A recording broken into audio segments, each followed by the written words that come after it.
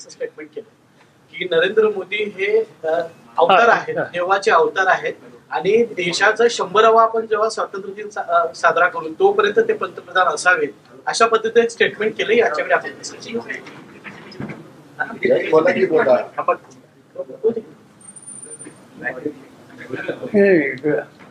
असं आहे की 75 साहजिकच कुणी येतो तिच्या कुटुंबात त्यांच्या सरकारांचा तो दिवस अनुभव करतो आणि त्या दृष्टीनं प्रधानमंत्री 75 वर्षामध्ये प्रधानपद करतात त्याच्याबद्दलचं अभिनंदन सन्मान हा वेगवेगळ्या क्षेत्रातले लोक निश्चित करतात.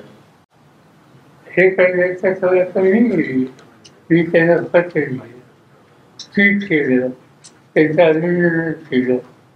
राजकारणामध्ये असे काही वर्ग खेळायचे ना आम्ही सगळेजण आणि अनेक महाराष्ट्रातले यशवंतराव सावरकरांच्या संस्कारात वाढलेले लोक आणि त्यामुळं साहजिकच अशा प्रसंगी कुठलेही राजकारण न आणता एक संमेलन आणि सुसंस्कृतपणा याचं दर्शन दाखवलं पाहिजे. त्या दृष्टीनं अनेकांनी देशाच्या किंवा देशाबाहेरच्या नेतृत्वाने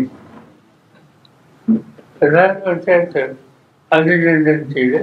हे नसते पण अंतरप्रदेश आणखी काय काय या गोष्टी मला काही भाषा समजत नाही आणि आताच्या मागे नसतो त्यामुळे मी ते त्याच्या भाषेत इच्छित.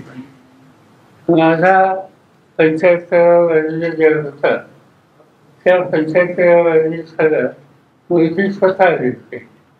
त्यांनी वाचन केलं आणखी अनेक लोक होते पण तिथं त्यांनी व्यवस्था आणले नाही आणि आम्ही आणली आमच्या सुरळीत आहे.